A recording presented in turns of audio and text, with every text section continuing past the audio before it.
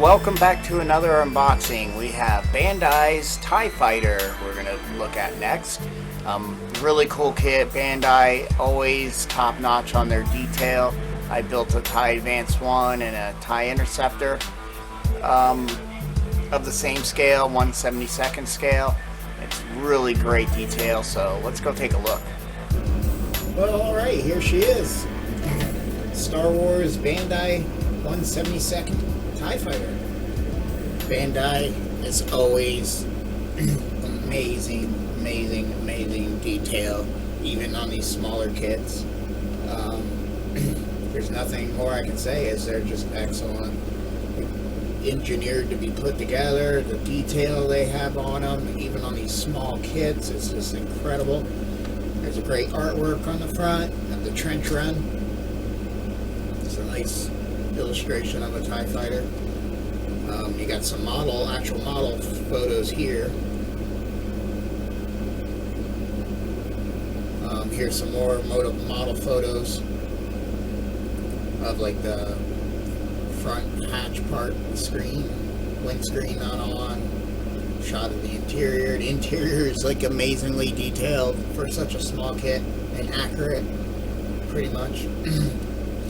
You can take the bottom hatch off and see the laser cannon actual mechanisms. And you got your base, your figure, and a little green clear parts that you can put on there.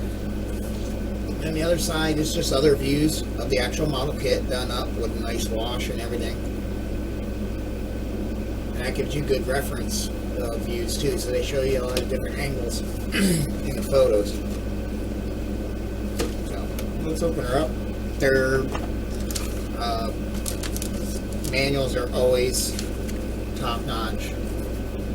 They'll show you stuff because sometimes they design different TIE Fighters and they'll make one sprue maybe molded in a different color, but you'll get parts that you don't need for this particular style, and they'll show you here with X's which ones you won't be using on your sprue.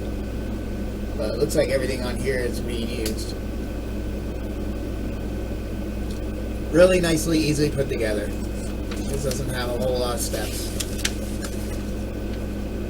Pretty much put the interior together, pop the wings together, and off you go.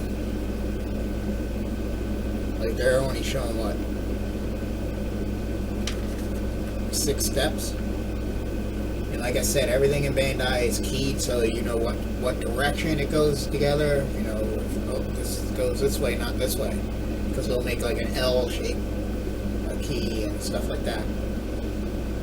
So it's really well, and they do very good job on hiding seams. And if they need to make seams, the seam work kind of works with the panel lines of the actual model. So they're very well built. You can put them together pretty much as is. They come molded in the colors, and they're really close. You throw a satin or a flat color over this and call it a day. You know, put that on there. Snap the black parts of the wing together and you can call it a day. They also give you, which is kind of people frown about, but they do give you stickers if you're a person that's not into doing the water decals, but you do get the water decals. A lot of these I paint on, like all these little detail work I'll actually paint on, all that detail. Because they're also doing it in a gray, and I do my TIE Fighters, like even the one they're showing on their illustration, is that off gray blue, which I found. Do I have it? Yeah, really. This is a pretty good close color of the TIE Fighter. This is the slate blue. You can get it in a satin from Rust-Oleum, and it works great. It's pretty close for not actually mixing your own. And then once you put a wash on it, it looks great. And I will do that same with this. So I'll probably be painting all this because a lot of that's all the gray. And the ships looked gray because of the fact of the high lights that were shining on them when they were filming the models made them look a lot lighter than what they were, and almost a totally different color, especially if you're using blue screen to get rid of your background for your models. Oh, looks like I already pre-painted this, probably when I was doing one of these. So I was like, oh, while I'm doing it, I'll pre-paint this. So that's one of the little Death Star plates that come with it. Each one comes with a different one. There's, I think, 3 or 4 different styles. These are all different, but they are accurate to the... But what we got here is the interior. There will be the part facing through that. The nice thing is they do give you one without a lens and one with a lens, where you'd actually have to paint, or they say use a decal. There's a decal you can put over this. I would probably paint that if you wanted the glass in the windows. But that's a Star Wars kit, and as you can see on these two, I don't put the glass in. So I figured I'd bring those out. These are other 2 Bandai ones that I did. My favorite. I got my bigger MPC. I can't wait to build. But this is going to be good reference on, because Bandai did a lot of work on scanning and all the reference and photos of the actual kits, the actual studio models. So their stuff is so top notch. And if you can't find something good that's actual ILM studio models, you know, you can check out some of your Bandai kits and they'll give you a good least reference of what the colors are. Damage, you might have to do a little more research if you're trying to replicate an actual studio model or hero model. This is a light kit I got for it. SEC models. I found them on eBay. It comes with, you know, very simple lighting, perfect. It'll light up the engines. So you'll have this light, it goes into the cockpit, and then these 2 fiber optics come out where the engines are, which would be here. You just drill holes here and then pull those fiber optics out and then paint, and then you just trim them when they're ready. And then since it's an actual LED with 2 fiber optics stuck in it, glued in it, it'll give a red glow in the cockpit too. So that's pretty cool. Works. There's your green lasers. There's your clear parts if you want a clear roof and all that. But you do get the solid ones. That's cockpit parts, controls, bottom hatch. This is the back half of the interior. And here you can see the front half of the interior. Well detailed. Even the upper hatch from the inside is well detailed. The ship is amazingly detailed. You even got that tank. I guess that's like a tank wheel shock, track shock. That's what that is.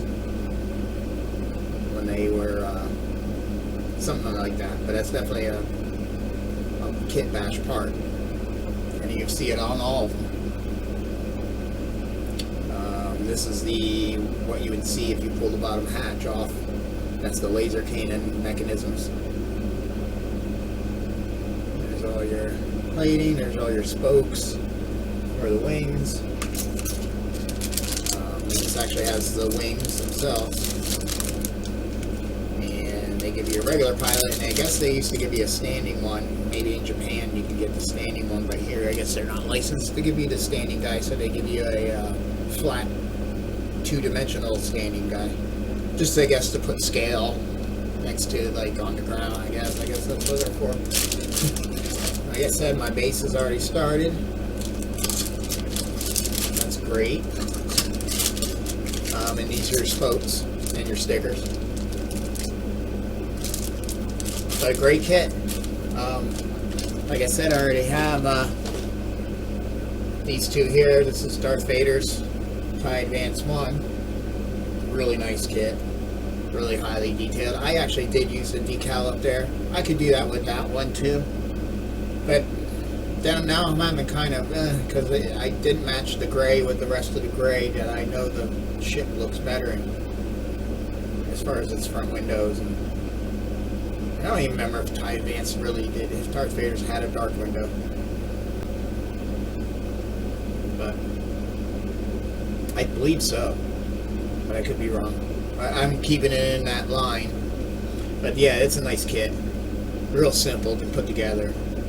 There's that part. But yeah, I did use the decal fur on the top of the hatch there. It's sunk down nice and everything, but like I said, it's kind of an off color compared to the gray. But his doesn't have a lot of that gray. It's just pretty much the window, the windshield frame, and that's really it. His engines don't get it, or the laser, you know, this area there don't really get it.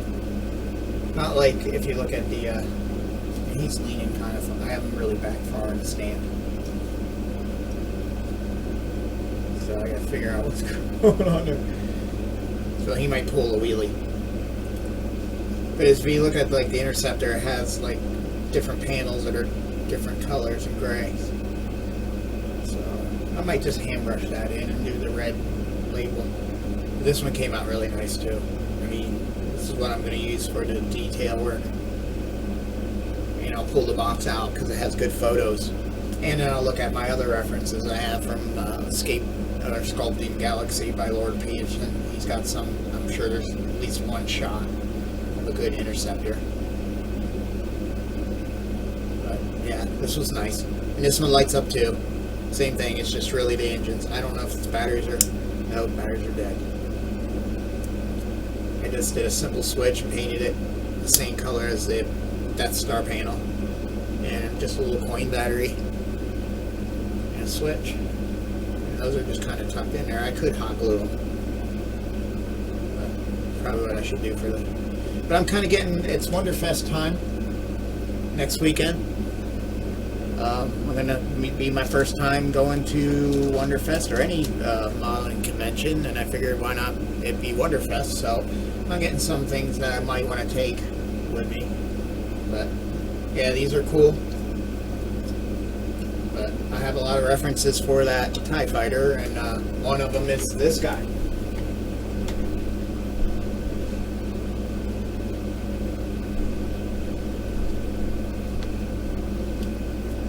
Which we'll probably have to back.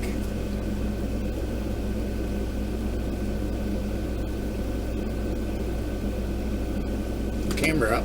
I should probably get these smaller ones out of the way. This is my studio scale TIE Fighter. It's a resin kit. I still gotta finish the base. I'm gonna use a bunch of these tiles that I have molded and casted in a resin, so they're solid, not hollow like the Bandai ones. And then have him flying over that like these are. But it's going to be a lot of tiles because they're that small, and to have the footprint because she's heavy. She's going to be hard to see without really moving the camera around. But yeah, I used a lot of the Bandai references on that to get all these right, and I had to do a lot of panel line work because the panel lines, some were faded out and some that weren't accurate. There was supposed to be one going up the center here and it wasn't, to make all the different panels in the back that get colored weren't there. Some inaccuracies. I was missing what's supposed to actually go on this side is right here, and I had to put it here because that piece was missing, but it worked. You know, it's close enough for me. They're actual Imperial parts, so. And I do have the big tank piece here that's on the Bandai's. Yeah, and it came out great. I do have lighting in her. Her guns flash green, her laser cannons, and the engines glow red. I did the same thing where fiber optics come out here, and I just cut them off. But she's built just like the original TIE Fighters for the movies. That's a metal aluminum armature right there. That's a tube. And and then these resin parts just slide over it, and then the tube slides right through the whole center, end to end. It's one tube, goes all the way through. I do have this to pop up. Just a simple resin piece, and I think I can tilt her enough. I don't know if you can see in there. There's the tube going through. That bolt there is to hold a thread, because I'm going to have a threaded rod come up, 1/4 rod that comes up through there. That'll thread into that tube. So the whole armor, all the weight's going to be held by that armature. Put this on. Yeah, I forgot how that made that so. And I could get some figures. There's no real interior except for that front plate. I could get some stuff for it, but I want it to look more like the actual filming miniature. Some of them towards the end they did put like so you can see a Darth Vader in there, or a, whatever they call their fighter, TIE fighter pilots. But yeah, she's nice. Let me see, can I spin her around the back? Get a semi-look at the back of her. But a resin kit, so a lot of cleanup. There's definitely a lot of cleanup on her.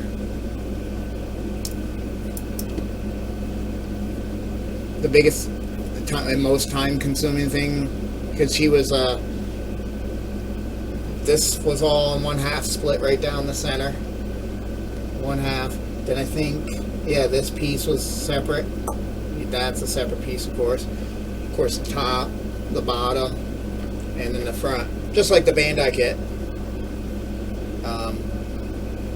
Then this was part up to here, and then these were separate pieces. I think there were 2 that get glued and fastened together. Then the wings, they're a solid core. I think like a fiber glassy kind of really hard resin, solid, real rigid core. And then they casted these grids to be like the cool shades that were actually used on the actual real ones. But you know, this isn't cool shades, and I don't have the money to spend the money to you know, that it would cost to find and get this much material. Because I know it's hard, and I believe it's expensive too. I'm not sure, but this works fine. Some people go really to the high detail, and I coot hands off to them to actually make sure that the grid lines line up correctly. I didn't do all that. I just found whatever kind of, because these were just in sheets that were kind of in the shape, but you had to make them fit, because these have different bows to them because they're resin, so they're bowing different ways, and even like that too, or even trying to twist each of these spokes. So it's kind of just going in there and finding the one that fits the most, and I would just file that flat edge and slowly file it so it would push in until it got tight here, and as I was getting close to that, I would file that nice and good, and that's kind of how you did it. You almost made it so it fit. You slid it in. Worked the best for me. Yeah. And then these I had to, they were fun. All this here and the spokes, and having to grind. It was a lot of work, but it was worth it. So it came out great. I really like it. I got to finish it. Maybe I'll bring it to Wonderfest one year, next year. But I'd like to have the base for it.